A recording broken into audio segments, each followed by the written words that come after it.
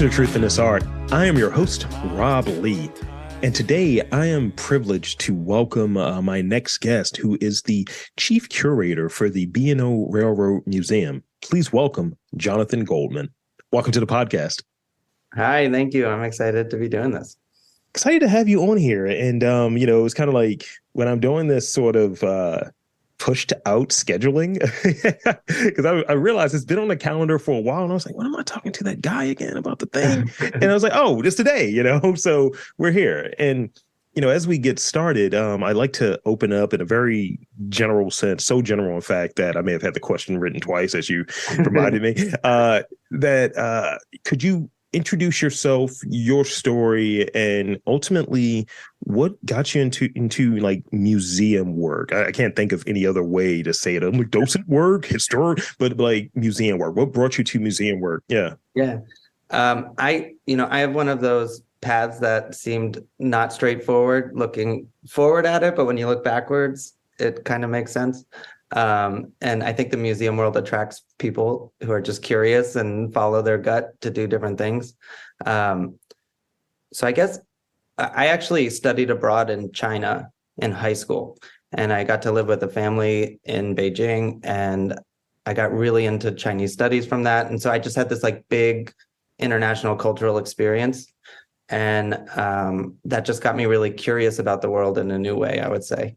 So when I went to college, I actually studied Chinese studies, and I went to Los Angeles to do that. And while I was there, they had like a class share program at the design school in LA. It's called Art Center. And so I started like dabbling in classes there. And eventually I ended up going to both schools at the same time and like transferring credits both ways and whatever. So I wound up studying art direction and became a designer through there. But I double majored there. I also got a degree in design for social impact. And through that sort of training at looking at how we can impact society through visual mediums and through visual communications, that got me like into the museum world through a fellowship at an art museum in Washington, D.C., which happened to be where I grew up. So it was like this great opportunity. And so I worked at a museum there called the Art Museum of the Americas, which is a modern and contemporary Latin American and Caribbean art museum. Nice. So I was the designer there, and I was designing exhibits. I was designing the website, rebranding, and it was part of this like international government. So it was just like this crazy cool experience that's sort of one of a kind. And I felt like I was like getting into a world that was really interesting. So I decided to get my master's at that point to focus on the museum world. And then that led me to another place called the Inter-American Development Bank, where I was the curator for their art collection and their exhibits. And so, of course, what's the next logical step is to work at a railroad museum.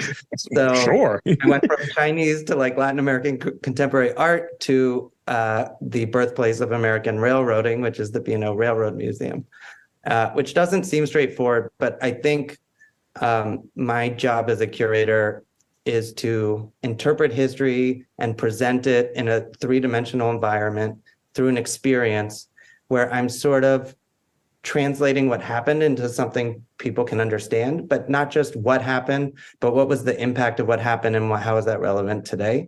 And so it's more about storytelling and being respectful of cultures and histories.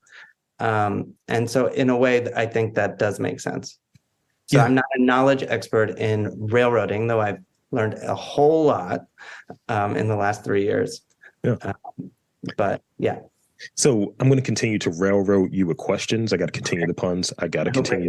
There's a lot of puns. Yes, I think I've gone through the entire like pun book. I'm a ridiculous character, and one of the things I've been told by my partner, she makes fun of me because I add different things to what I do now. So I'll say a pun, and she's like, "I'm sure you have more." I was like, no, I'm done. She's like, you have like 3 more, I'm sure. I was like, all right. And it's almost like, I just throw it out there. And if I say something I feel really hits, I do an air drum solo now. That's the life that I'm living. I'm living a very fortunate life in that regard. So you touched on a little bit about your view on what your role and what curation looks like. So I moved up the question because I think I want to hear more about the sort of like day to day and ultimately what is it about the B&O Railroad Museum that resonated with you? Well, so I guess for my day to day, I mean, I'm the chief curator there. So it's not just the curating. Curating is just it's a main focus of my job, but I also supervise a couple departments there, the education department, the archives and library, the restoration department, and volunteers. So I really sort of have this ability to like see it as a holistic organism of like everything we're sort of doing as a museum that makes us a museum, and hopefully making all the pieces sort of come together. So my day is, I wake up and I think I know what my day is going to be, but it's never like that. We have this huge 40-acre campus. We have all these amazing locomotives. We have all these things going on everywhere. We have 7 buildings, operating railroad. So, and we're just doing a whole lot, making exhibits and working with the community. And so it's just, yeah, there's no typical day for sure.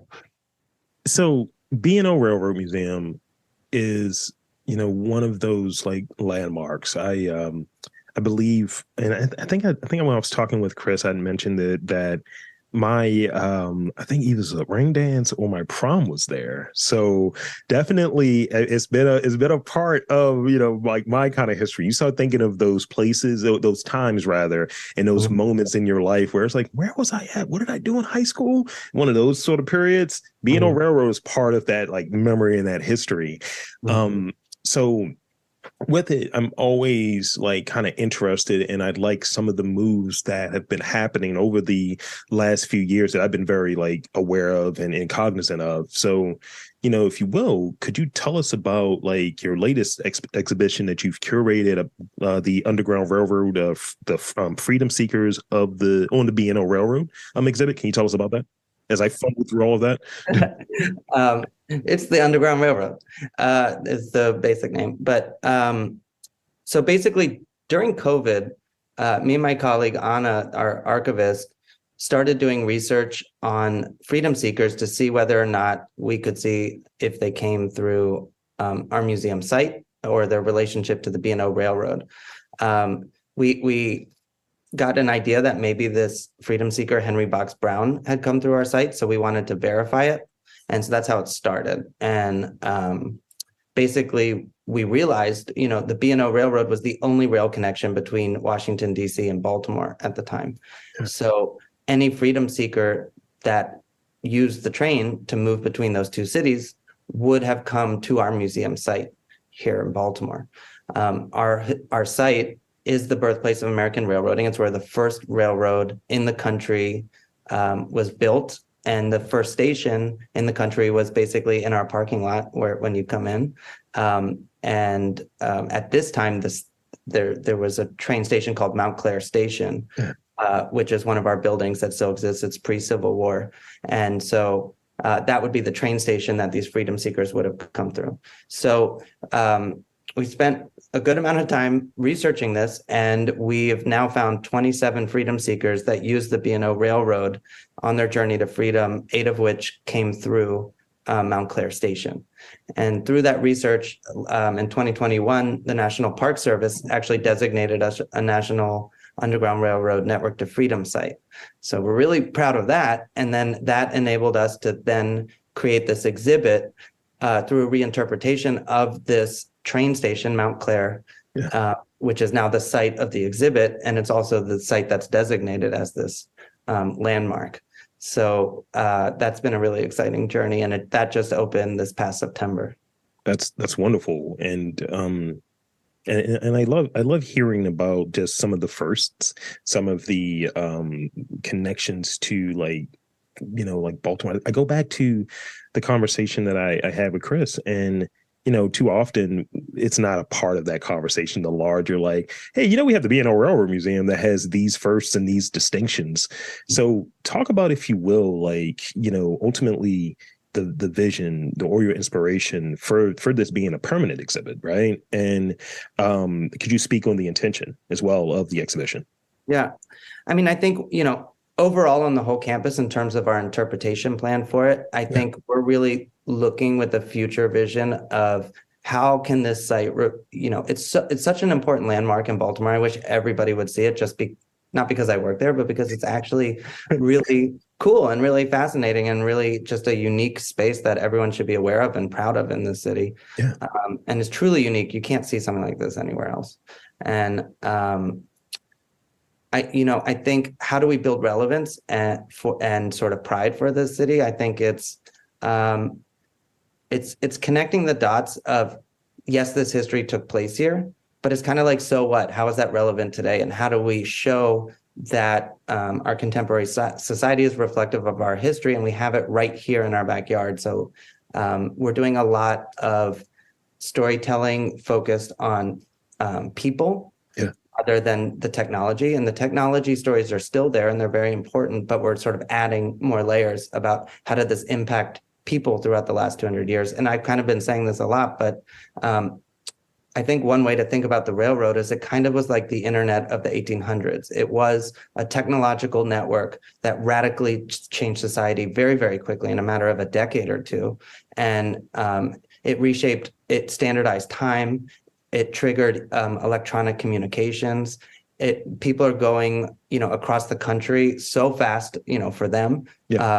And it just radically reshaped society through this new technology and through this new network. So I think it's like somebody 100 years from now or 200 years from now making the Museum of the Internet. That's sort of my job. So then we can look at American history through the lens of this railroad and this network, and how it impacted society throughout the last 200 years. So that's what we're really trying to do. Wow. I mean, there's I didn't even think about it from the standpoint of time, of communication, of the impact that comes along with it. And I think it's very important to connect it to people, and I think that was a really good intention there, where, if we have these nameless, faceless people, and it's like, oh, these people did this, and this is the thing about it.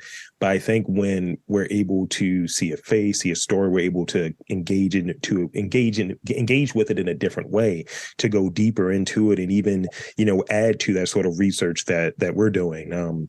I did this, and I'm going to definitely check it out, obviously, but I had the opportunity to visit the Great Migration exhibit, and at the Baltimore Museum of Art, and I just remember when I went there, and I remember Henry Box Brown that was there, and I was like, all right, I now have questions. I now have things I want to research and dive further into. And that comes from not how was this made, how was this art made, but more so the people that were around it and the people that it's about. Those are the things that really interest me, whether it's the artists, whether it's the curators, but also the subjects who are depicted in some of the works that were there.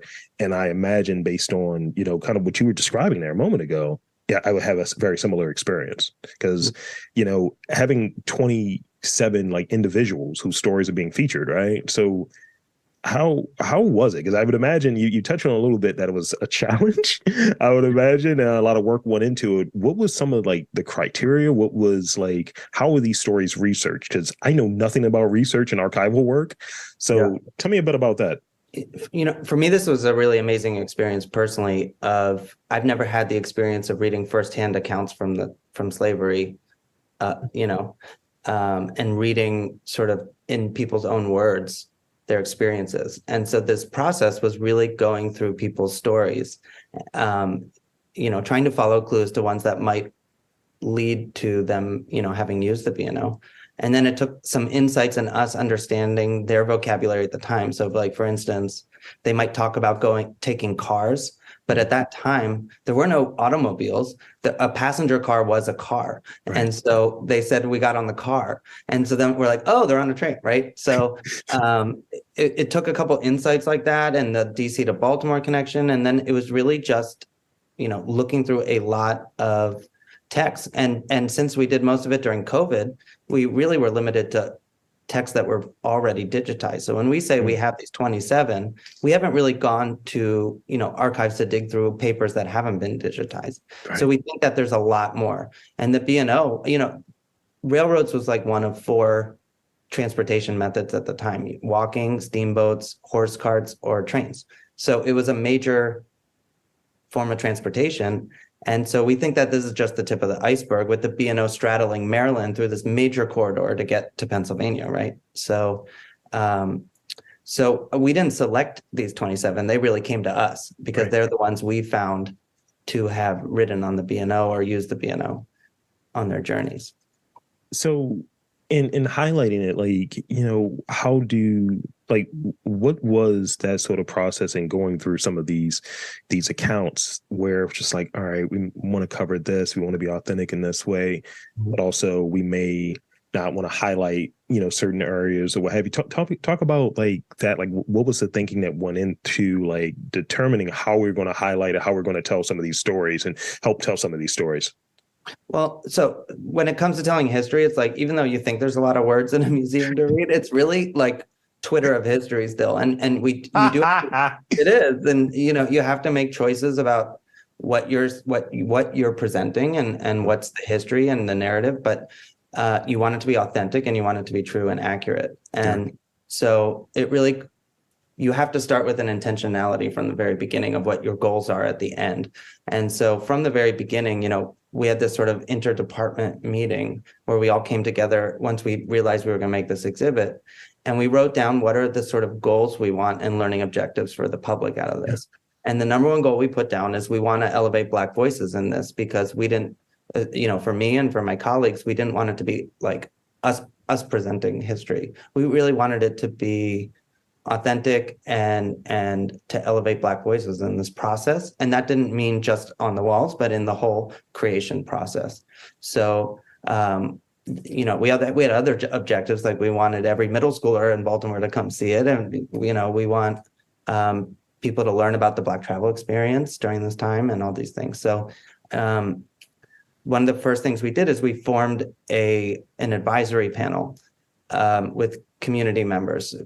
From Union Baptist Church, we had a member because they're one of our community partners, from Coppin State University, from the state archives. So we had these sort of Black scholars and community members with us to be a mirror about what we were thinking about doing, and also to contribute their thinking and their ideas. So it was really collaborative and really wonderful, and a really great experience to do it with them. Collaboration is so important, and I think a lot of people just like miss that. It's like, this is the way we want to talk about this, and no one else is needed. It's like, no, let's bring in some people. Let's get some additional insight on it. I start thinking of like writers' rooms, like who was in the room when this happened? You know what I mean? It's like, Black people don't talk like that. It's like, all right.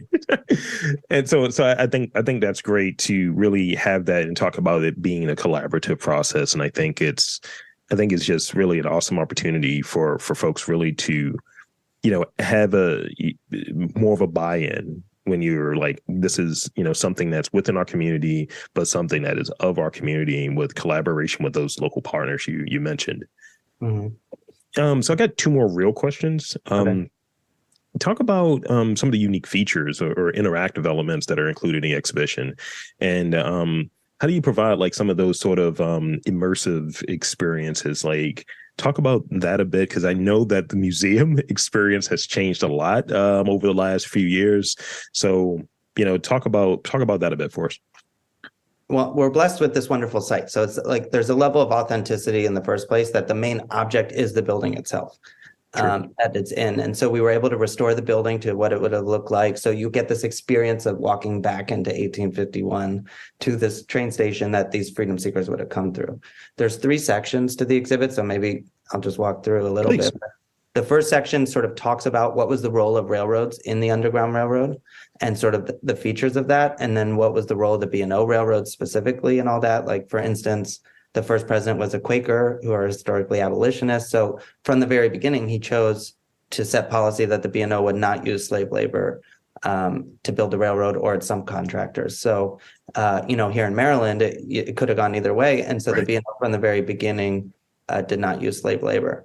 So we get into that. And then we also wanted to dig into the terminology of the secret language of the abolitionist movement and the Underground Railroad, I mean. So like Harriet Tubman was a conductor, right? And a safe house was a station or whatever. So we created this sort of interactive where people can decode it and understand both the railroad and the Underground Railroad language, especially for kids. And often the railroad isn't mentioned because kids think that the Underground Railroad was a railroad, so they shy away from even discussing the railroad. But we kind of embraced it and we're like, here's why they're doing this, because it's a secret language. And this new technology was on the tip of everybody's tongue. So it was an appropriate secret language. And plus, the Southern railroads were primarily built using slave labor. So it would have been totally appropriate for enslaved people to be using railroad words and talking about railroads, right? Yeah. And then we have a digital database, which for me is really exciting. It's a big touchscreen that was really beautifully designed. That is the database of every freedom seeker we know of that used the B&O Railroad, their stories, their pictures, if we have it, and all the modes of transportation they took on their journeys. So you can see the railroad network, how it fits into their stories, but also who these people are and their sort of harrowing journeys. Yeah. So as this grows and going back to it, and one, I love that the coded language, and I remiss because I didn't mention that earlier. I thought that was really cool. And when I was reading about this, I was like, all right, a little cover on the coded language. I like when there's multiple meanings and dual meanings. It's like, yeah, Harriet Tubman, the conductor, is like, yeah, you need to get to freedom. Let's do this. Let's make this happen. But as far as how do you see it like growing? So you touched on earlier, it was the information for those 27 individuals was based on what was digitized. So once access is kind of, once you're able to kind of dive into the archives a bit further, is that part of the plan in terms of growth? Is it kind of, we're going to stick with the 27? What's your thinking in that area? I mean, we are going to continue to research this.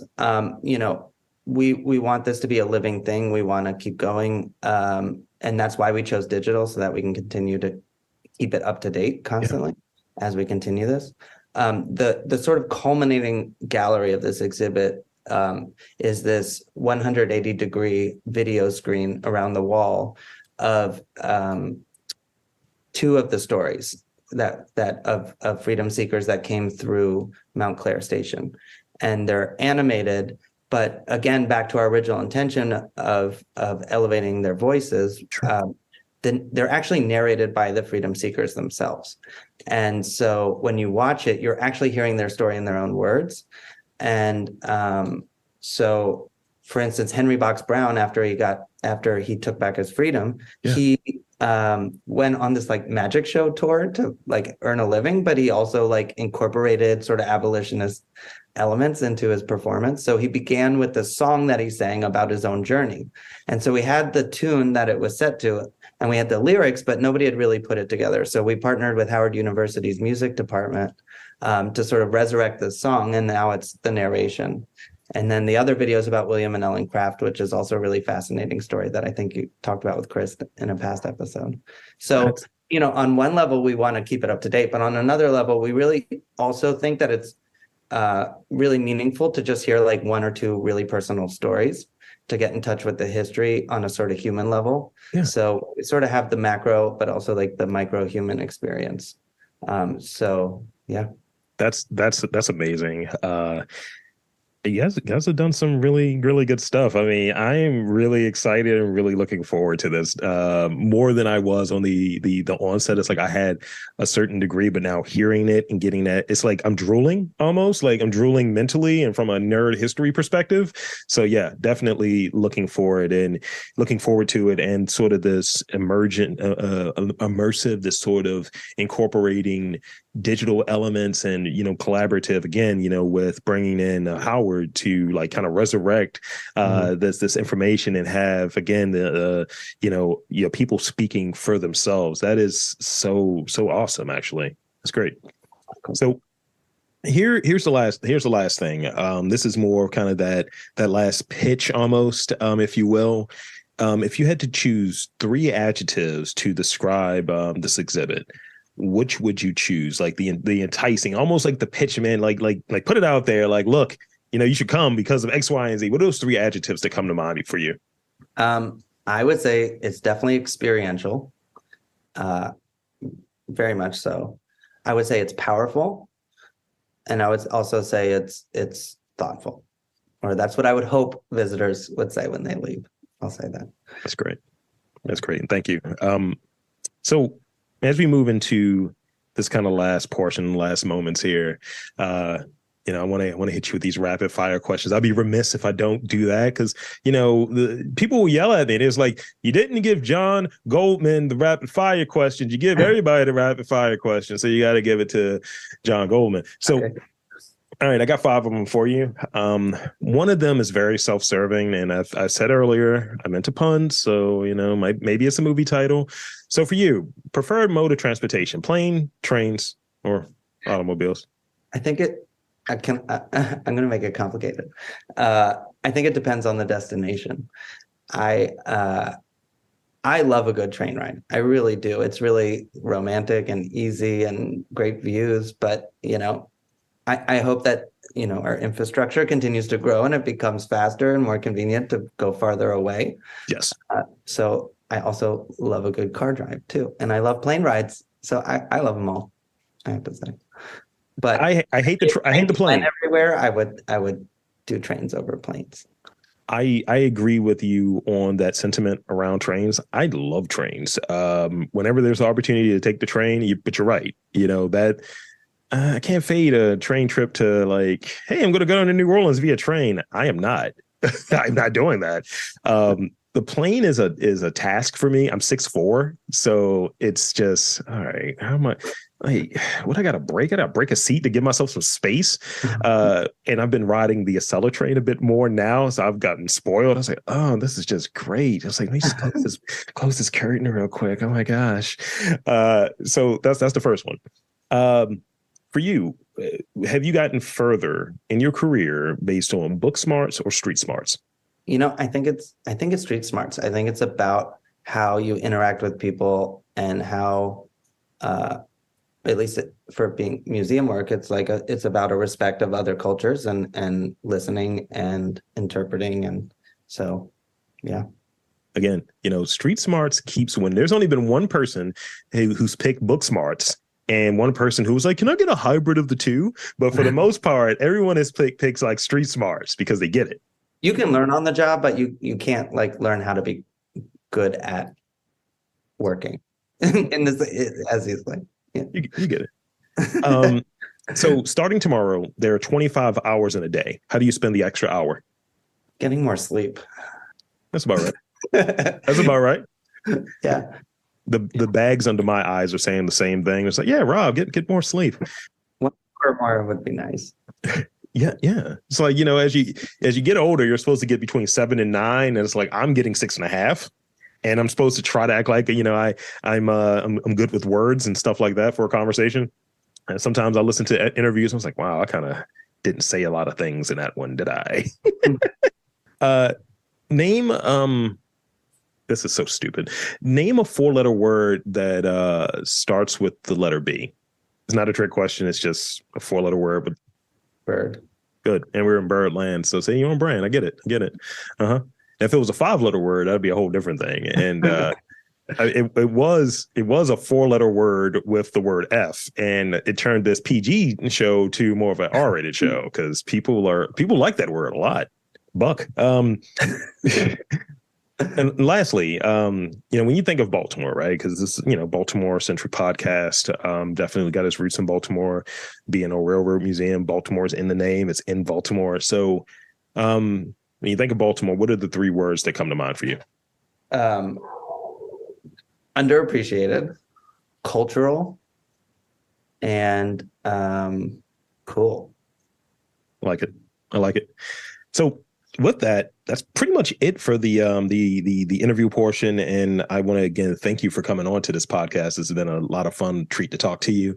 And I want to invite and encourage you to tell the listeners where they can check you out, where they can check out B&O Railroad Museum, and get some more information on the exhibit. The floor is yours. Anything you need to know, it's at borail.org. We got information on this history, on the exhibit, on everything we're doing, and we're doing a whole year-long series of programming around the Underground Railroad. We're continuing since last September. We're in the middle of it, so check out our website. We have a lot of events. Morgan State Music Department will be coming in May, and all kinds of things. So check out our calendar of events too. And well, there you have it, folks. I want to again thank Jonathan Goldman, Chief Curator for the B&O Railroad Museum, for coming on to the podcast and sharing a bit about his work and his career. And for Jonathan Goldman, I'm Rob Lee, saying that there's art and culture in and around Baltimore. You've just got to look for it.